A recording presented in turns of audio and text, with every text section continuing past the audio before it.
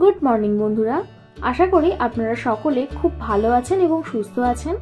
আজকে আবার একটা নতুন রেসিপির মাধ্যমে কুকস এন্ড কম্প্যানিয়নে আপনাদের সবাইকে স্বাগত জানাচ্ছি। বন্ধুরা, আজ আমি আপনাদের একদম অনুষ্ঠান বাড়ির মতো এঁচোড় চিংড়ি বানিয়ে দেখাবো। এঁচোড় চিংড়ি বানানো কিন্তু কোনো কঠিন কাজ নয়, তবে এঁচোড় কাটাটা একটু সময় সাপেক্ষ এবং প্রেম যে কাঁঠালের আঠা, লাগলে পরে আর ছাড়ে না। যাই হোক, জোকস অ্যাপার্ট, আপনারা ইজিলি বাজার থেকে এঁচোড় কাটিয়ে আনতে পারেন। চলুন তাহলে বেশি দেরি না করে রান্নাটা শুরু করা যাক।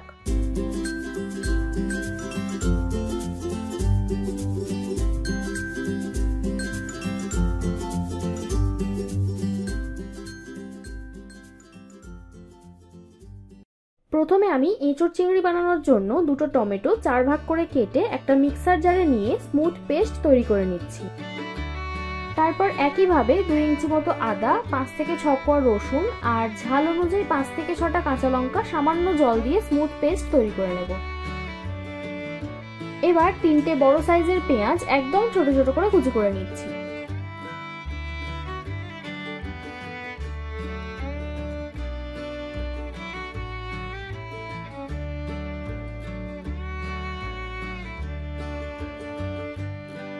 আচ্ছা, এখন এঁচোড়গুলো একটু সেদ্ধ করে নিতে হবে। তার জন্য কড়াইতে পরিমাণ মতো জল দিয়ে তাতে সামান্য নুন, হলুদ আর এঁচোড়গুলো দিয়ে ঢাকা দিয়ে দেবো।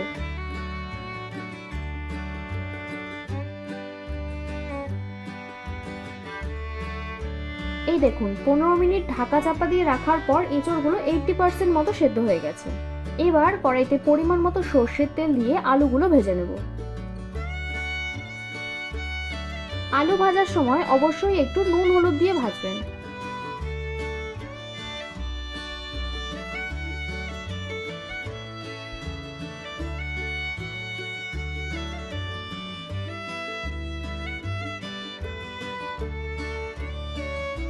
আলু ভেজে তুলে নেওয়ার পর একইভাবে এঁচোড়গুলো হালকা ভেজে নেব। এঁচোড়গুলো ভাজার সময় আর নুন হলুদ দেওয়ার দরকার নেই।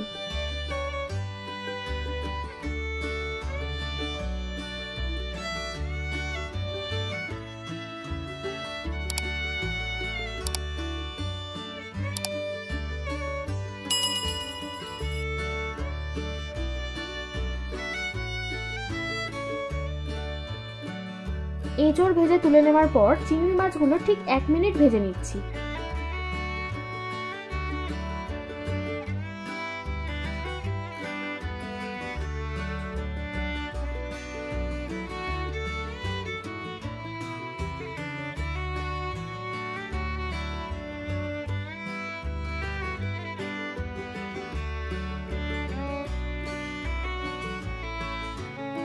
এখন মশলার জন্য এই তেলটাতেই তেজপাতা, দারচিনি, লবঙ্গ, এলাচ দিয়ে ফোড়ন করে সব পেঁয়াজ কুচিগুলো দিয়ে দিচ্ছি।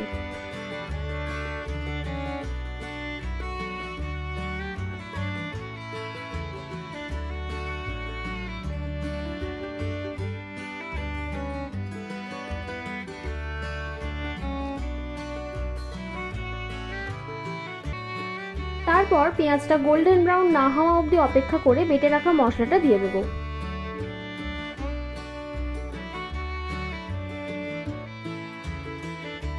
এটা দিয়ে খানিকক্ষণ নাড়াচাড়া করে টমেটো বাটাটা দিয়ে দিচ্ছি।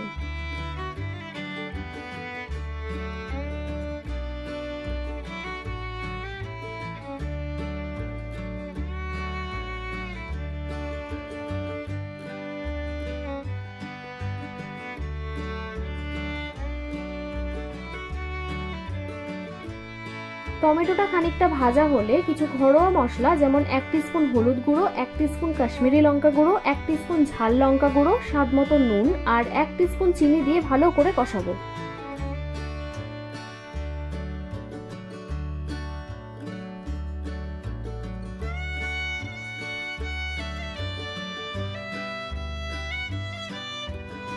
কষাতে কষাতে যখন তেল ছাড়তে শুরু করবে তখন অল্প অল্প জল দিয়ে কষাবো।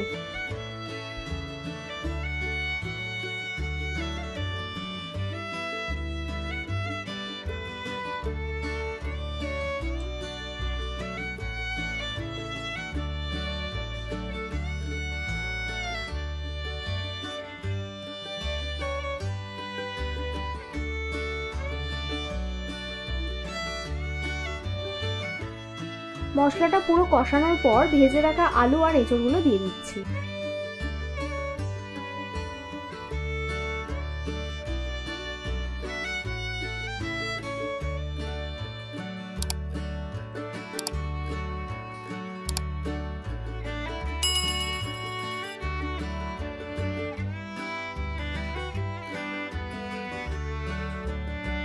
এবার আলু আর এঁচড়ের সাথে মশলাটা ভালো করে মিশিয়ে বাকি থাকা 20% সেদ্ধ করার জন্য জল দিয়ে দেব।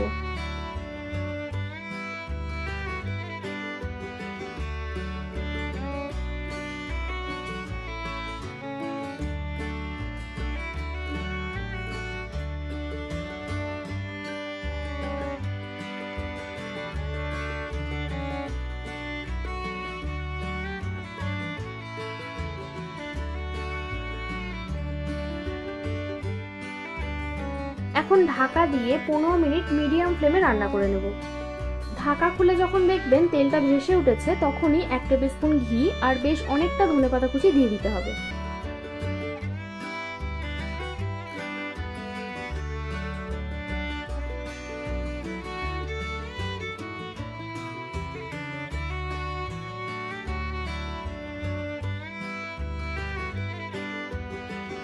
তারপর ভালো করে ঘিটা মিক্স করে সব শেষে চিংড়ি মাছগুলো দিয়ে দেব।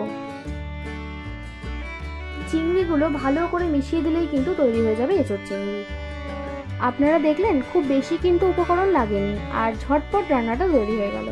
এবার স্বাদ কেমন হয়েছে সেটা জানার জন্য অবশ্যই কিন্তু আপনাদের বাড়িতে বানাতে হবে। আশা করি খুবই ভালো লাগবে। ভিডিওটা ভালো লাগলে একটা লাইক করবেন আর সাবস্ক্রাইব করে আমাকে আরও উৎসাহ দিন, যাতে এই রকম ভালো ভালো রেসিপি আপনাদের কাছে প্রতিনিয়ত আনতে পারি। আমি রান্নায় যা যা উপকরণ ব্যবহার করেছি সেগুলো আপনারা ডেসক্রিপশনে পেয়ে যাবেন। আমার বানানো রান্নাগুলো এতক্ষণ সময় নিয়ে দেখার জন্য আপনাদের সকলকে অসংখ্য ধন্যবাদ। ভালো থাকবেন, সুস্থ থাকবেন, আবার দেখা হবে নতুন কোনো রেসিপির সাথে।